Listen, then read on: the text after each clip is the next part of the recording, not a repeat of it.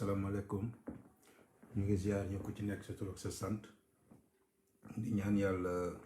live bi fekk leen ci jàmm ñu pare ko ci jàmm am Sénégal jàmm am fépp ci barke Sëñ Fallou li ñuy tàmbalee nag moom mooy ñaan ay xéwal ci màggalu Daaru Salaam bu tey bi waaye it di jaale waa kër Sëñ Fallou di jël jaal bi di ko teg ci sëñ Abo sunu xalifa ci sëñ Maam Moor mi génn mi wuy ji baayam wuy ji maamam di waxit ne bés bi bésu tiis la boo xamante ne ñu ngi ciy fàttaliku suñu sëñ Baara mu nekkoon suñu xalif nekkoon suñu sëriñ nekkoon suñu wóllëre ñu daan dem ba néegu biiram lépp ci di daan ci jaar ci soxna Maa Awa Caat sëñ Fallou kon 30 juin bi tamit nekk 30 juin boo xamante ne sëñ Baara la ñuy fàttali saa su ne waaw ndax nekkoon na xalif général nekkoon ku oyof ku baax ku yëgoon nit di ñaan yàlla rek lépp fekk ko ci wetu baayam bu tedd ba bu sell ba sëñ Fallou Mbàkke suñu yaakaar bon xam naa ne nag moom bu ñuy wax ci affaire sëñ Fallou après tam live bi yàqu quoi tey fi ñuy démarrer live bi moom mooy que nii bu nu fàtte benn cas bu am actuellement muy cas wu viol boo xamante ne benn boy bu am 19 ans di doom ci Cheikh Yérim moo nekk ci situation boobu mais li ma bëggoon tey wax mooy situation bu critique boo xamante ne xëy na ñu démarrer foofu pour mën a après dem ci journaliste yi dina ci baax boy bi am na problème dégg naa papa ji bëggoon na sax génn pour def conférence de presse mais jaru ko li ñu koy wax rek moom mooy ñun Cheikh Yérim xamuñu ko mosuñu ko gis wala buñ ko xamee xàmme nañ ko dinañ ko seetaan mais liñ ciy wax mooy moom amoon na cas bu mel noonu bi mu amee cas bu mel noonu ni mu ko réglé moom mooy dafa demoon ci yoon kon bu kenn dévier maayinam ci que ni Sénégal dafa am yoon ñun kay ñoo war a wax ñun sénégalais yi ne booy boobu porté nañ ko plainte pour viol dañ koy teg ci yoon dafa war a dem wuyu ji buñ ko fay téye dañ ko fay téye gis naa mouvement féministe yi jóg ñenn ñi di wax affaire yooyu mais mouvement féministe yi jóg nii est-ce que ay mouvement féministe dëgg lan à part Gabriel mi ma gisoon mu jógoon doon ci wax parce que ay Kodas ak Françoise yooyu après la ñëw mais dafa am ay mouvement féministe yu existé woon Sénégal kaaw Adji Sarr ñëw fi mu mel ne benn mouvement féministe existé wul mu mel ne dañu ragal kan lan ragal ñoo xamante ne dañuy menacer nit ñi ñoo xamante ne dañ doon dem sax ba ku mel ne Gabriel moom may wax demoon nañ ba menacer ko viol ba semaine dernière il paraît que sax am na ñu doon jéem a fexe nu ñuy ñëwee këram wala dara loolu ce sont des actes terroristes yooyu tey ministre mi ngi wax que ni nekk di manifester di def am ay yenn cas yu am loolu du terrorisme c'est vrai du terrorisme vandalisme la mais ci biir vandalisme am na niveau boo xam ne boo ci yeggee terrorisme la parce que waroo terroriser nit ñi vandalisme moom mooy nga yàq dara mais dem di tiital nit ak bëgg ko gaañ wala dara loolu ce sont des actes terroristes moo xaat ko terrorisme du affaire u diine du affaire u nation nit day nekk ci biir dëkkam di def terrorisme wax naa ko fii Italie amoon na ay terroristes yu tuddoon kii rouge yi Maroc am na Espagne am na ak état ak yeneen dëkk yoo xamante ne tey buñ ko lire même bu ñu delloo ci histoire ci ginnaaw rek bu ñu demee ci ay Ku Klux Klan mën nañ ne sax terrorisme la woon boo xamante ne racisme la doon def kon terrorisme dafa bëri ay forme du islamique bi ñëw depuis 2001 ak problème mu 11 septembre bi amoon fële États-Unis non terrorisme day am ci biir koñ mais waxu terrorisme tey yëkkati wuñu parce que loi ba jàll na ku nekk ci yoon gis nga loi dañ ko teg pour njëriñu ñëpp kiy jalgati nag kooku dafay nekk benn exception si ni ñu bëggoon dëkk bi demee si ni ñu bëggoon citoyens yi demee kon bu kenn nekk di kaas ci loi boo xamante ne njëriñu ñëpp la ki ko voté tey ëllëg bu defee naka sadul noonu bu fi jógee ci kawam la loi bi di dal loi boobu ñuy wax nag tey waxoon naa ko ci sama benn live ne leen Ousmane Sonko pratiquement c'est le seul koo xamante ne dañ ko accusé de viol mu nekkoon ci benn mu dem ba d'accord ne nekkoon na foofu ñu ko accusé am na ñun accusé de viol tey mosuñu jaar fan leen tuumalee loolu te dañ leen téye ba keroog ñu leen di juger xale bii tey dañ koy téye amul doomu Yérim amul dara ñu wëlbatiku daal di ñu naa def benn prise de conscience ñu fexe ñun ñëpp ñu jóg ne Ousmane Sonko tamit na dem wuy ji buñ ko fay téye ñu téye ko ba keroog ñuy xam ndax moo tooñ wala tooñu léegi nag ci loolu la ñuy ñëwee man moom féministe yi du may wax seen affaire parce que tey mën nañ jóg tey mais démb lañ waroon njëkk jóg ndax ñii ay xale lan 19 ans la am, xëy na juum na ok mais ponkal mu jóg di dem ñu ne ba pare dafa amoon ay armes à maintes reprises ak ay menaces de mort ak yooyu yëpp féministes yi toog jàpp seen ñàmbur. li ci gën a grave ñu ngi ciy profité di ci jaale Tata Aïda Mbodj di ñaan yàlla yaayam xare ko àjjana sarax bi yàgg ci loxoom moom it dañ ko xamoon ci xeexu viol yi mais bii pas dafa dem faree feneen parce que dañoo jiite aspect politique jiitaluñu l'humain, la personne, la dignité humaine, la dignité de la femme non jiitaluñ ko ñoom dañu dem def seen ay calcul di xool lan lañ ci mën a gagner politiquement alors que avant politique avant dara nit moo existé ba pare pour mën a ñun soog a mën a dem ci ay ministre ki président ki député ki yooyu kon loolu lañ waroon jiital surtout la dignité de la femme. tey dama leen di wan benn affaire ci bu jëm ci lii ci cas bi ni ñu koy tëjee mooy que ni américains yi gënuñu ñu ak Gary Hart israéliens yi gënuñu ñu keroog leen jóg fii di déconné seen kaw ci leen doon dem di song palestiniens yi kon xam nga ñoom gënuñu ñu humain. amoon nañ président bu ñu jiiñoon viol tey ki taxaw fii nekk président États-Unis chance la parce que am na beneen boy boo xamante ne moo taxawoon ba ñoom Obama ak ñëpp yaakaaroon ci moom ay photo la yónnee affaire bi xaw a siiw mu retiré candidature am kon ñun sénégalais ñiy woote l'islam di woote christianisme di woote gëm sa bopp di woote ne ay nit yu loyaux lan waruñu nangu benn nit ñu koy accuser de viol muy nekk ci candidat ci benn élection waxuma la élection wu mairie sax mais élection wu chef de quartier sax kooku waru ko nekk parce que kon su boobaa bët boobu la ñuy xoolee quartier bi bët boobu la ñuy xoolee waa koñ bi bët boobu la ñuy xoolee nit ñi te je le répète gis nga monde bi toll na foo xamante ne président bi faiblesse am la beneen dëkk bi di xool pour xool fu mu koy jaar kon ñun nag duñu nangu kenn koo xamante ne dafa am ay faiblesse ci pulsion sexuelle am ñu koy xalaat a jox dara dañu war a taxaw loolu mooy guerre bi fi ñu toll nii.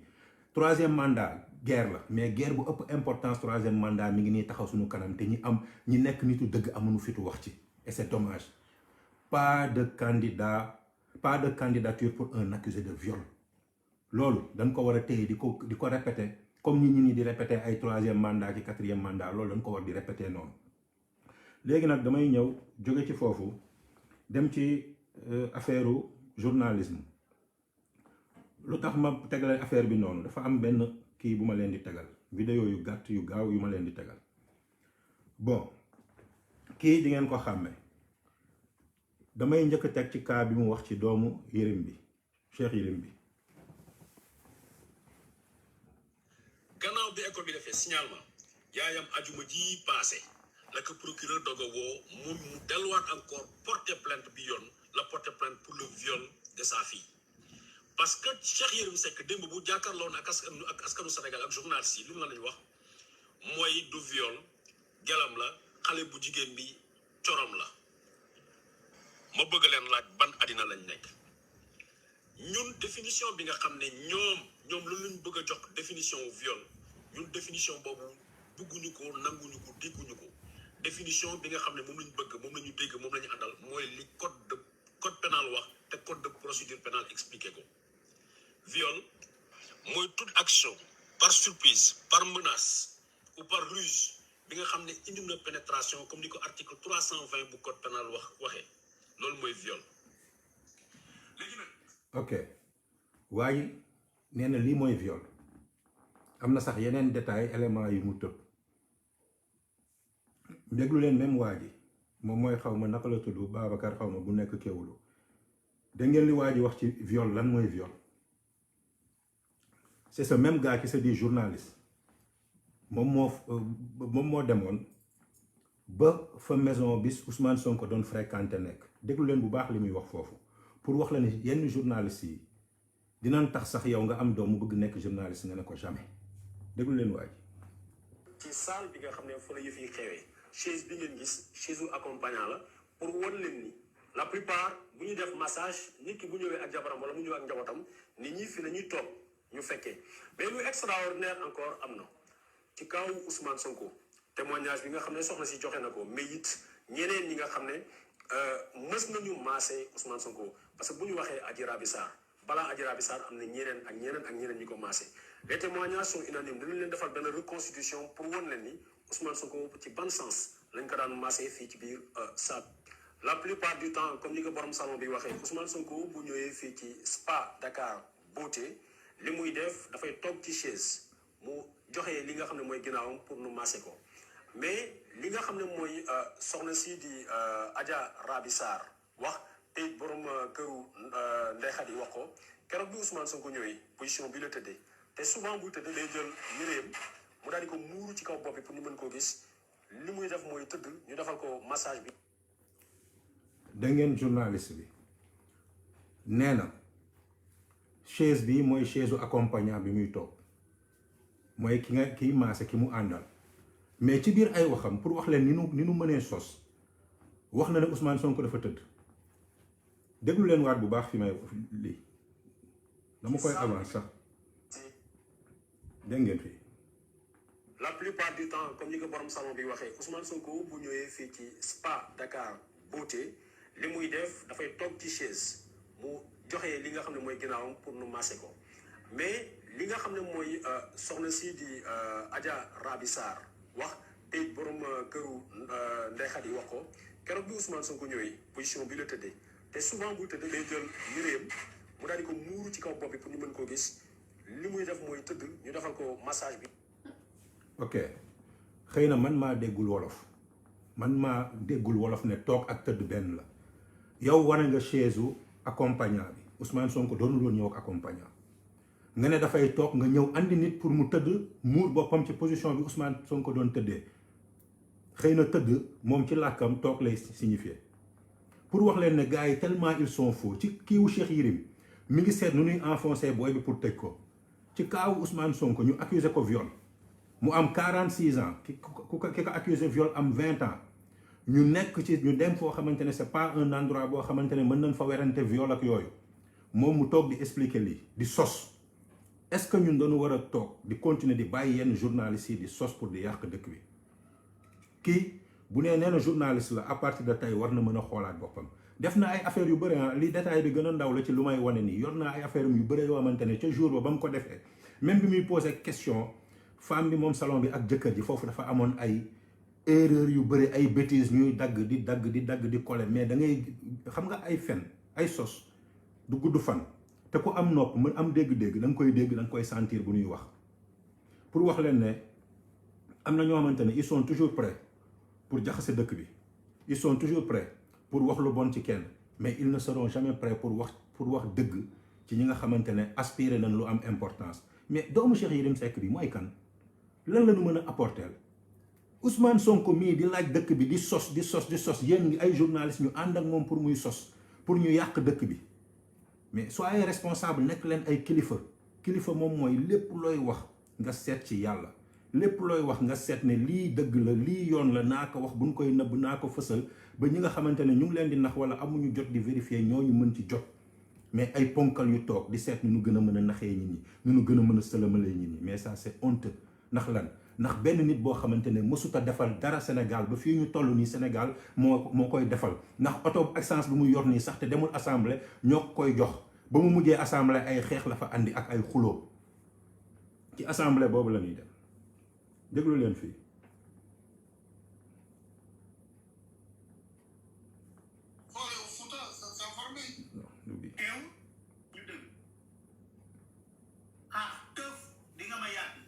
bon ok ci kii la ñu jëm tey déglu leen bii. xaax tëf di nga ma yàbbi. kii taxaw di def live am naan xaax tëf est-ce que kii am na personnalité est-ce que kii am na dignité pour wax ak nit ñi nga xam ne yaa ngi wax ak ay sénégalais terme bi. xaax tëf di nga ma yàbbi. Djibril War lay waxal un sénégalais comme lui bu amee lu mu koy wax na dem wax ko.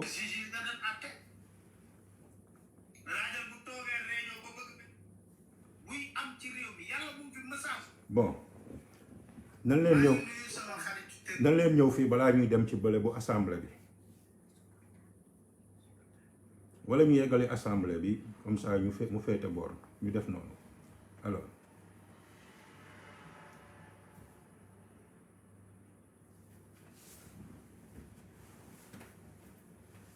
ok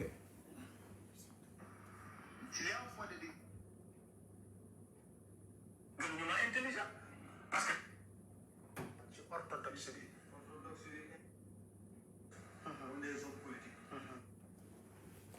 c'est dommage bu assemblée bi gisuma ko instant yi oh là là waaye ëpp na ma bopp amul problème léegi ñëw leen fii ci nit ki déglu leen nit ki.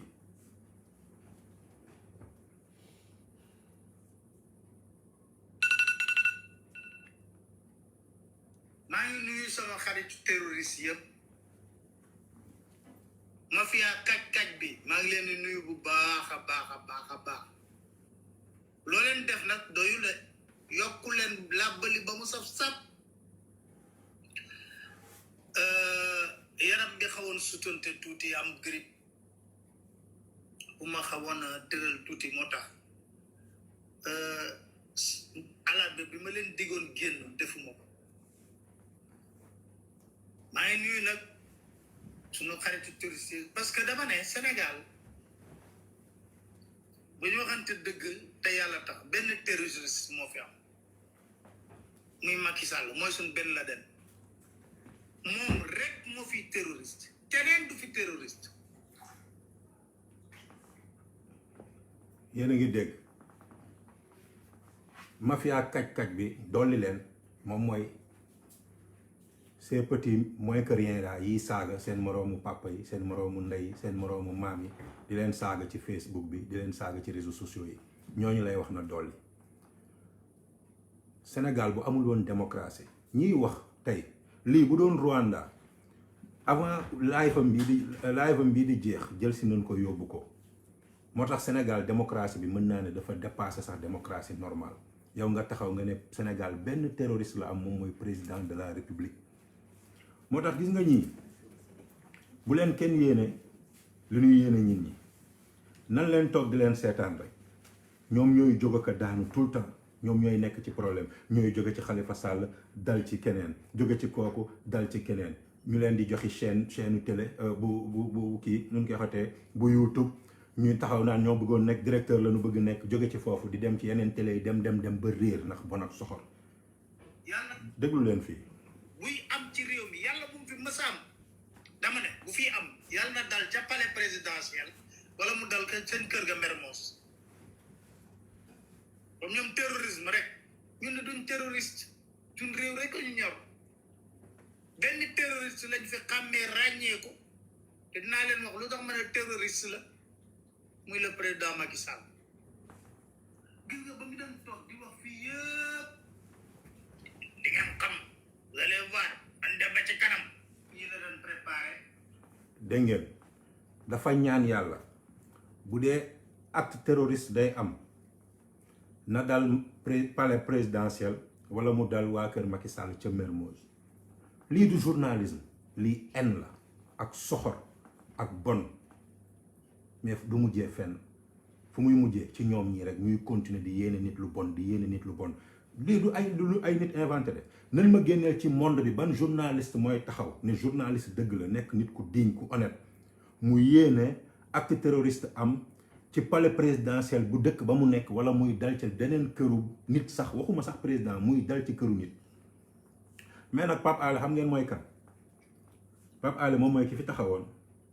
boo leen bëggee ngeen dem sama Facebook xool depuis 2017 saa yoo waxee dara dinañ ko teggeel Pape Alé mooy ki fi taxawoon ne zircon jamaa rek moo ko gën a cher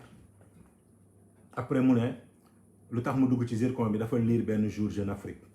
mu dem di ci enquête mais Pape Alé bu doon journaliste est-ce que du woon xam ne 2006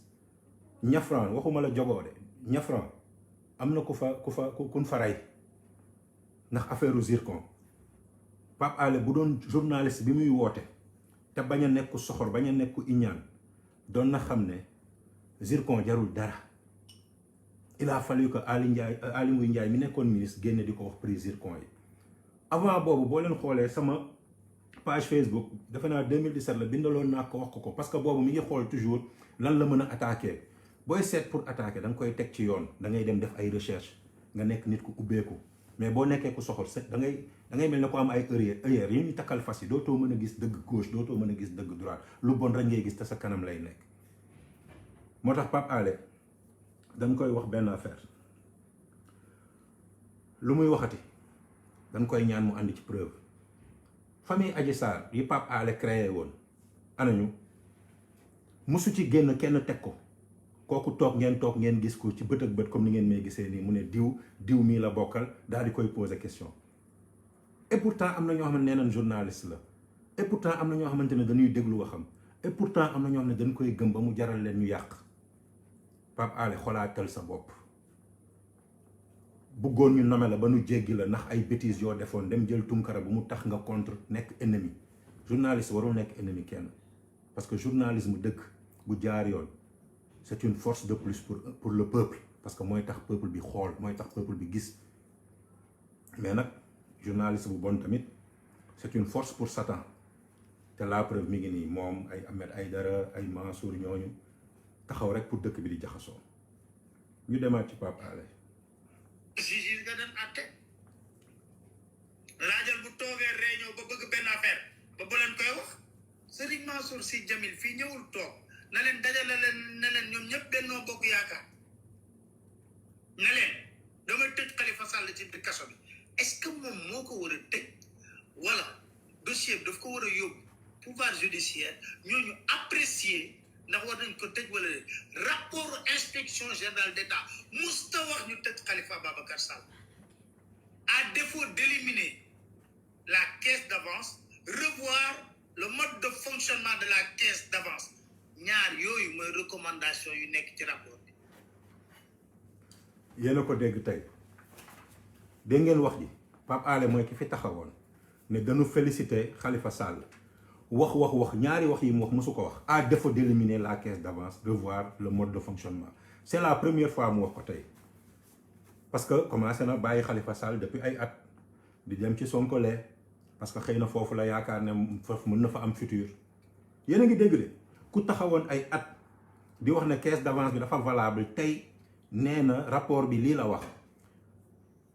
c'est vraiment dommage te xamul ne loolu buñ ko waxee kay kon après poursuite day am parce que ça veut dire que ni jaarul yoon à défaut d'éliminer revoir moom mooy doxalin ba baaxul Pape Alé dégg nga tubaab bul sëlëm sama genre gi déggul tubaab da cee baax. déglu leen fii. dafa traumatisé wu ndax réseaux sociaux yi moo tax fu mu dem toog di wax ngeen di kaj yi ban président nga dégg muy wax ci monde bi di wax ne ngeen di kaj yi am.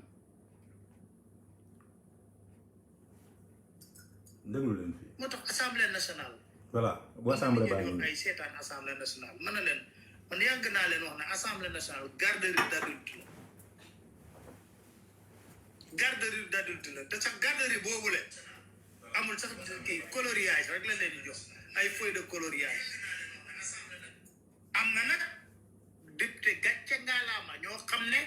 ñu fa taxawal askan wi. dégg ngeen nee na assemblée nationale garderie d'enfants la mais après bi xelam demee ci Ousmane Sonko mu commencé bëgg wëlbati non c'est vrai assemblée nationale garderie d'enfants la ci ñenn ñi ndax ponkal mu toog ba Sénégal di la jël en direct ngay nelaw ponkal mu dem foofu naan dama ko duma ak dama ko futti c'est vrai que assemblée bi am na garderie d'enfants te waa ji bi mu raaree temps yëpp xeex amu fa saaga amu fa c'est vrai que garderie d'enfants la pour certains vieux qui se pensent jeunes ou qui se comportent comme des jeunes c'est vraiment dommage léeg-léeg di nga wax ba wax loo warutoo wax may wax ci assemblée nationale boobu bi fa keroog caméra yi bëree ci vote bi ci loi wu contre blanchiment d'argent bi ak terrorisme bi le lendemain xaw ma le surlendemain bi ñuy wax ci affaire inondation yi 50 députés ñoo fa nekkoon sunu xarit Bamba Kassé yor seen pix nekk journaliste boo xamante ne ci yoon bi lay jaar ci digg bi moo ko bind ma dem vérifier ko gis même chose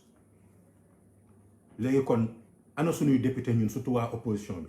pourtant de bu fi taawee bés bu fi tawee ba taw yenn metti yi taaf yi ñoom rek ngay gis ñuy teel di cappi di wax yor làmmiñ gu rëy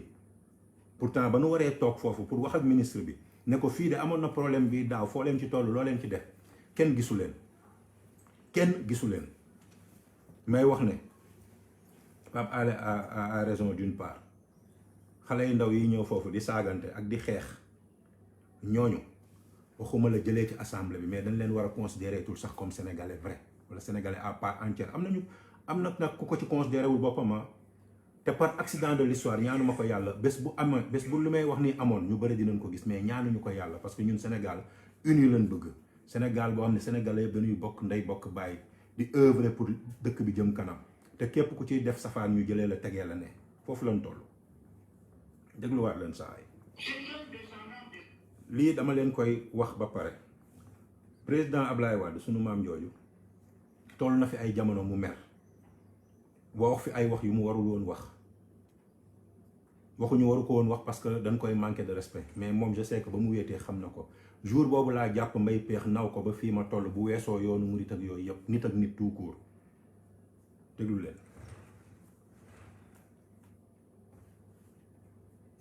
ñu déglu. C'est un descendant d'esclaves. Bon, on l'a sorti de son village, les villageois l'ont sorti parce qu'il n'était pas sorcier, ses parents étaient anthropophages. Ils mangeaient les bébés.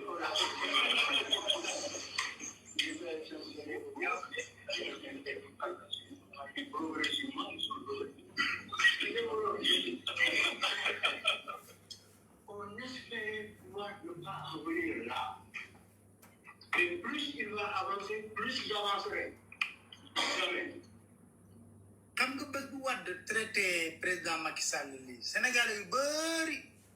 ñoo ko naqarlu woon. dégg ngeen pour mu gàtt te leer président Wade mer na ndax doomam ndax problème yi doom ji am nekk ci prison bi mu dem ba tam président Macky Sall est-ce que Pape Alé en tant que journaliste qui se dit journaliste ay années après waroon na teg lii bërki démb xaw ma démb pour wax leen ne lii soxor la lii bon la lii iñaan la mais dinaa leen woon fausseté waa ji ñu demaat tuuti. Macky tontu na ne moom lii ñu gëree la bokk tontu na. La vraie valeur chez l'homme, c'est pas l'argent, c'est pas l'avoir. En tout cas, c'est ma philosophie. Ce n'est point l'argent ou la richesse matérielle. Pour moi, la vraie valeur, elle est dans l'être. Et dans la manière d'être et de se comporter. gis nga wax bi président Macky Sall wax ku nite waroo ci sax tegaat dara tontu na ba tontu Pape Alé mii ay années après tontu na ko nee na valeur nit du xaalis ci nit ki la nekk ak ni muy comporté woo Pape Alé bu la ko say naataangoo journaliste waxul ñoom sax considéré tuñ la journaliste nawloowul la tu fais honte à cette classe ma wax la ko ñu ko ne dem moom dugalul Macky bi pour ngeen gis ne Macky ci ay ligne guerrier la bokk de non da ko dugal pour leneen nan leen dem ñu def ndànk rek. S'informer. Mais les gens peuvent se retrouver à Dakar ou à Fatick, chacun pense qu'il peut. Et alors, si on devait parler de l'histoire, peut-être que je crois que tout le monde ne serait pas tout à fait à l'aise. Mais il ne s'agit pas de cela. Voilà. Wade xasoon na ko wax ko ay affaire jaam nga moom mu weddi ko ne ko moom guerrier la li ñu guerrier la ba ñu gànnaar wax loolu yëpp waa Fuuta xam nañ ci dara Fuuta moom mën nañ cee leeral mais loolu taxut a jóg gorom ci boppam di Adama Faye bind na ko lettre na ko le sang royal ne coule pas dans tes veines moo ko may jabar moo ko wax loolu mais xam nga loolu yëpp lu tax muy dugg parce que ma jaaxal ci kenn koo xam ne guerrier nga li ñu guerrier nga bokk deretu guerrier mooy daw sa yaram deretu guerrier mooy daw sa yaram te ba nga nekkee pouvoir ba tey jii ba nga nekkee pouvoir ba tey ji amul benn xeex politique boo def te adversaire à armes égales amul. voilà wax ji laa bëggoon mu yegg ba foofu pour ñu comprendre ne tegu ko woon pour intérêt wala tegu ko woon pour dëgg tegu ko woon pour intérêt général. Adama Faye mi mu tudd moom Pape Alé bu ko xamee tey c'est grâce au président Macky Sall te lu gën a gàtt loolu am na. tu es un journaliste Macky Sall nee na dem leen Fuuta man fii laa bokk boo doon vrai journaliste da ngay dem foofu nga laajte maam ak maamaati maam ak kii ak yooyu yëpp te buñ ko tegee ci nit tout court nii rek yow man Macky Sall buñ ñu tegoon nii rek teg ñu c'est sûr que bu ñuy wax noblesse bu dee ñetti estrade la day bi ca gën a suufe ngay nekk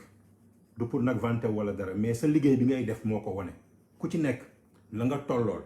na nga mel rek moo koy wane. Pape Alé nit du soxor Macky Sall dafa dajeek Ablaye Wade yor lépp mu daal di dem parce que il faut que nit ñi di rappeler wu lu tax Macky Sall jóge PDS dafa nekk ci biir ne nan xool OCI li Karim liggéey yow bu doon yow doo ŋaan parce que yow nitu intérêt nga yaa ngi seet fan lay neexee fan lay nooyee essayé nga ak Macky Sall jàllul nga dem di góolu Khalifa Sall jàllul instant yaa ngi jafandu ci Sonko te du jàll bi yóbboo nga wutaat keneen wutal beneen tremplin maa la koy wax man nit danga koy nongul li ko yàlla may pour yawit yàlla mën laa gestu parce que dina ne kon yéene nga ñëpp jàmm mais boo soxoree doo gis dara tu es une personne méchante une petite personne mais nag comme lii kii waxoon rek nu mu tudd tiwaay Samuel Sarr ki mu tuddee woon le petit yow kooku ngay fréquenter moo tax ce sont les petits qui se ressemblent et qui s'assemblent léegi dama bëgg balaa may jeexal foofu ma wax benn affaire journalisme dafa nekk métier bu noble nekk métier bu am importance gars yi assainir leen métier bi yéen ñi ci nekk ci kaawu bi muy wax ci Macky Sall ak Ablaye Wade laay ñëw pour wan ko tellement il est faux te Ablaye Wade bu xasoon Macky Sall tamit sëñ Mountakha boole na leen ba ñu joxante loxo foofu rek yow waroon nga rus tey ngay génnewaat lii te pourtant toog nga ci benn plateau ñu invité la fa nga wax ko déglul sa bopp.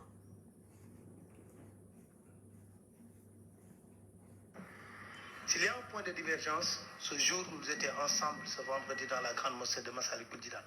Et on voit également, avec la libération de Khalifa Ababacar Sall,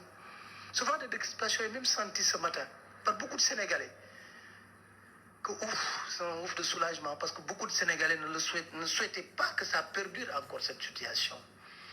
Donc, je pense qu'il faut reconnaître qu'on a fait des pas importants pour décrisper la situation au Sénégal, pourvu que ça dure. Et que les oiseaux de mauvais augure qui parlent à tort et à travers ne puissent pas s'immiscer dans des discours creux, fondés sur absolument rien du tout, pour envenimer encore une situation, je pense qu'on peut maîtriser à l'heure actuelle. Dégg ngeen li mu wax nii tout à fait le contraire de li mu wax bërki démb lii am na 1 an bañ nañ ko ba xam nga lu ñu ci wax nii libération de Khalifa Sall la réaction inattendue de Pape Alé Niang tellement fii li mu fi wax dafa jaar yoon nekk yëfu journaliste bu normal bu correct mais il y a 24 heures Pape Alé moo génnewaat histoire bu jiitu yooyu yëpp histoire boo xamante ne président Wade moo toog mer di wax te yàlla mi ñu tiim xam na ne moom rëccu na ko ndax bu ko rëccul woon du dellu ginnaaw bay dajeek Macky Sall bay xaar mu seet si ko te ñu ngi wax président Macky Sall président Ablaye Wade sa kilifa la ma ngi lay xaar na nga ko seeti bu dee ci tabaski bi ñëw na Sénégal seeti ko yóbbul ko xaru tabaskeem ñun ay sénégalais lan te loolu nga xam loolu lan xam sa sénégalité wane nga ko démb bi nga nekkee ci jeune étudiant yooyu ñëw tout naturellement defal ñu loolu ngir yàlla yenn gémmiñ yi tëju à jamais parce que ñoom wax lu bon lu ñuy dundee il faut ñu tëj seen gémmiñ ñu dem ci beneen déglu leen fii. gënuñu ma intelligent parce que dama leen recevoir débat des fois damay jég ba si ne oh tey boo faroon ak Macky Sall ba toog ci débat bi tey ma toj dem. dégg ngeen fii nee na léeg-léeg mu invité ay nit gënuñu koo muus poser question kooku plané tontu lu baax mu ne oh bu ma faroon ak Macky Sall ba toog ci débat bi tey ma toj ko dafa gàtt mais dafa am importance mooy wane ne kon Macky Sall am na lu positif lu mu def moom Pape Alé mu ngi koy gis mais xol bi du ko nangu mais nag xel ak bët moom par force dina dem di nga ne pourtant lii de baax na mi ngi mel ne waa ji demoon keroog Kaolack rek ngoon si 16h fekk ko place de l'Obélisque bu soxorulee dina ne waa ji liggéey na Kaolack presque 12 heures de temps la woon wala 8 heures de temps boo ko naree def aller retour affaire yooyu la xëy na sa xol dina bon ngay bañ mais sa xel ak say bët du ko mën a bañ parce que lu nuy gis la li sama gars yi naan xippil xool ñoom malal honorable sama partenaire xippil xool bi dégluwaat leen fii waa ji ci orthodoxe bi li ñu jàngal ñu def ko waaw xam nga mosoon naa leen wax benn jour fii benn mbir ne leen manipulation benn exemple type laa ci jox yaa ngi fàttali ko jour bu ñuy wax 40 milliards découvert dans des comptes à Singapour bu Karim Wade dama xëy suba 3 journaux def même titre bi ma ne c'est impossible bu nekkul conférence de presse ñëpp fekkee ko wala communiqué de presse ñëpp fekkee ko mais bu nekkee ne 3 journaux yi dañoo bokk même titre bi même nit ku nekk ci CREI yi moom moo ko jox 3 journaux yooyu voilà la source de la manipulation. ok léegi dafa ne manipulation foofu dama leen di wax xam nga moom moo demoon Jeune Afrique bi mu demee Jeune Afrique moo fa wax moo fa gisoon benn affaire mu suivre ko Jeune Afrique ci affaire Karim bi mi ngi nii même chose la wax mi ngi nii même chose la wax ci compte bu am 48 milliards yi mais comme moom dafa bëgg a manipuler day jël loolu gëmloo nit ñi pourtant Jeune Afrique la liiroon affaire zircon bi dem def ci enquête waroon na mën a lire lii tamit Jeune Afrique ci Karim Wade pour wax la bu ñu bëggee nax dañuy def semblant di def ay film mais ça ne passe pas wala li jot a jàll jàll na dara dootul jàll. ok. des hommes politiques. te moom mu nekk journaliste. di leen recevoir te ñu xam aussi ton. yow aussi nga nekk journaliste nga am benn kii bi. ak les hommes politiques. maintenant la question mooy est-ce que proximité boobu ak hommes politiques yi est-ce que war na wala dañu war a jël ak ñoom distance. Babacar Touré sama kilifa dafa ma doon wax ne ma boo nekkee journaliste politique te doo fréquenter homme politique fooy jëlee information wala scoop yëpp yoo la ko mën a jox de l'essentiel mooy nga am distance bi la sa liggéey laaj mooy homme politique bu la joxee information da loo jox rek nga génne ko da ngay def triangulation def recoupement voilà amul kenn ku lay jox information te amul ci intérêt amul kenn. dégg ngeen dama leen laaj ci kaawu Adji Sarr Pape Alé ban triangulation la def ci kaawu Adji Sarr kan moo gis Pape Alé mu teg benn nit ñu koy gis à visage découvert mu ne ñu kii maa ko jëli pour mu wax ñu ci Adji Sarr mbokk Adji Sarr la dégg ngeen li mu wax amul benn journaliste bu lay jox dara te amu ci intérêt Pape Alé moo ko wax tey xëy na bëgguma sax dugg ci Mansour ci yeneen détails yu nu wax tey parce que kon vidéo bi dina gudd ma leen di ñaan gaay dee leen vérifier seen bopp dee leen xoolal seen bopp dee leen contrôler seen bopp wax yi leen di wax bëgg naa nag dugal koo xamante ne tamit dama ko jàppee journaliste gis nga am na yoo xamante ne bu naan le sang ne ment pas dëgg la déglu leen kii après xëy na Mansour bi dina ci toppaale sax benn yoon. am na dëgg bi féete j'ai vu ay féministes ñuy activé wu ne ni non il faut que justice pour la jeune fille on est tous d'accord il faut la justice parce qu'on a criminalisé le viol au Sénégal mais attention nañu dem ndànk-ndànk ci mbir mi ba xaar yoon lu mu ciy wax bu dee moo def il faut que yoon tegu ci kawam de manière très sévère li ñu ci war a def ñu def ko bu dee deful également ñu mën a xam mbir yi fan la mujjee fan la jógee mais ce qui est sûr mooy il faut quand même dans ce genre de dossier attendre que la justice d'abord fasse son travail après nga ciy doogu mën a def quoi que ce soit. alors El Hadj même bu dul dossier bi sax ak ni ñu criminaliser wàllum viol ndax góor ñëpp mënees nañu wax ne kon yetuwaa ngi seen ak ndodd ndax à tout moment mën ngaa sekk benn xale bu jigéen mu nangu ko ba noppi mais mu tourné waat ne da nga koo sàkku. bien sûr jëkk ma sow Cheikh Yérim Seck comme père de famille parce que ku nekk xam nga douleur bi tegu ci sa kaw bu fekkee nattu dal na ci sa njaboot mais faawu maam gis nga li ñuy bañ pour Macky Sall di ko bañ pour parti pouvoir dañ ko bañ pour suñu bopp comme li yonent bi wax bu bokk solee jékkul ci yow bul ko solal kaneen même bu dee doomu Mame Mbaye Ndiaye wala doomu Mansour Diop leen doomu moo lay noppal muy ku jalgati da ngay bàyyi yoon def liggéeyam tout court gis nga ku nekk am nga sa destin mais bul cautionner mukk nit ci ndëngte bu fekkente ni xam nga ni moom moo ko def mooy arme bi gën a dëgër pour noppal way jur moo xam mu nekk cible moo xam bañ a nekk cible moo xam moom ay soppi wala ay noonu yépp ñoo ci yam mais toujours am na image booy am bul protéger sa doom nii sa jarbaat bu fekk ci wàllu ndëngate la bu fekkee enquête nag dem na ba ñu xamante ni bii kabal la bu boobaa da ngay siggi glorifié wu parce que soo balee bu ñu bul fàtte ni ñoo ngi demandé ñu sanctionner nervi yi wuyu yooyu di agressé ay nit ci diwaanu Thiès identifiable jàpp ay xale di leen dóor. dégg ngeen kii dafa mel ne du Mansour bi toogoon fii bi nu waxee Sonko na wuy ji mook buggaan ñu yendu ci télé bi di wàcc di wàcc gis nga gars yi nan leen yeewu te xam ne gars yi dañuy toog di nu manipuler dañuy toog di nu réunion di xool lan ñu war a naxee wax naa ko live bi passé dafa am ñoom ne dañuy toog di xool naka la ñuy naxee nit ñi la preuve bi nu toogee maître Tall nee na dañu toogoon ba am na ñu ne Ousmane Sonko waxal ne demoo fa far daam bi moom salon bi génn wax ñoom ñu soog a obligé wax ne dem nañ fa nan leen di yeewu te bu nu nangu benn affaire comme li ma koy waxee bu nu nangu justice bi di xàjjale kii dañ ko accusé de viol mu fa daan fréquenté na wuyi ji ñu def ko mu jeex Adji Sarr jigéen la comme Louise bu ndaw bii ñuy wax ak doomu Yérim Seck bii Yérim Seck jaar na ci keneen ak keneen jaar na ci Ousmane Sonko na dem wuy ji dama bëgg gaay li ñuy wax ci activiste may wax gaay yi Sénégal amatul activiste société civile kenn laa fa gis muy Babacarou Forum du Justiciable ñëpp am nañ fu nu far ñëpp activiste yëpp di telli gis nañ leen ñoom ñëpp Ousmane Sonko lañ àndal léegi nag na ñi nga xamante ne ay sénégalais lañ te gëm dëkk bi taxaw ci benn affaire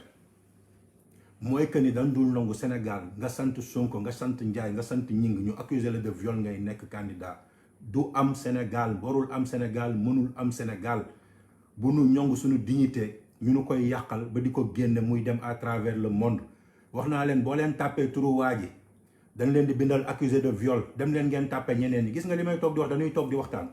ba ci DSK bi ñoom danoo toog waxtaan noonu ko ne waaw bu nu defee nii lii la ñu mën a am bu nu defee nii lañ mën a am lu ñoom ñoo toogoon ne est-ce que kii dina am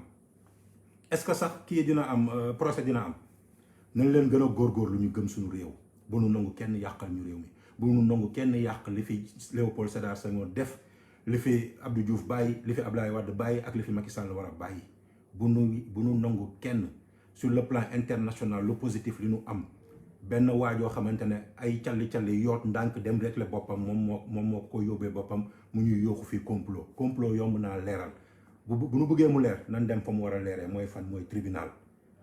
nanu gëm benn affaire Sénégal ñun ñoo ko mën a tabax gis nga ISEG pour démb bi nekkate am na ay boy yu fay jàngee xam nga ñuy wax inauguration chaque jour naan inauguration bi dañ ko def yeggul ISEG bii bi nu inauguré démb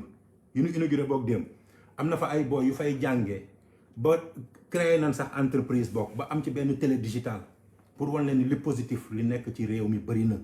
mais yenn journalistes yi ko war a génn ñoo ko génnewul problème de communication am na d'accord mais journaliste bi jógal bul seet koo àndal ak koo àndalul jógal nga wane ISEG boobu ngay wane di nga ci gis sa benn doom wala sa benn jarbaat bu am bac xamul lu muy def mu gis nga wax ci ISEG bi mu dem inscrire fa ci 2 ans mu mën a liggéey mën a def lu bëri ISEG bi dina tax liggéey dina yokk Sénégal parce que dinañ mën a di def ay montage auto di def ay montage yu bëri matériel yu bëri fii ci Sénégal ci Dakar ci Thiès te ISEG bi dina dem ci région yëpp comme ça ñu mën a implanter jeunes yi seen zone yu ñu nekk yéen fekk baax ñu am fa liggéey nañ leen góorgóorlu ñu gëm suñu bopp gëm Sénégal ñu ngi jéggaluwaat ci kàddu yi di waxaat ñu ngi tàllal loxo yi booru Daaru Salaam ñu ñaanal ñu jàmm ci réew mi ñaan jàmm pour ñëpp ñu jéggaluwaat ci kàddu yi ba beneen yoon incha allah jaajëf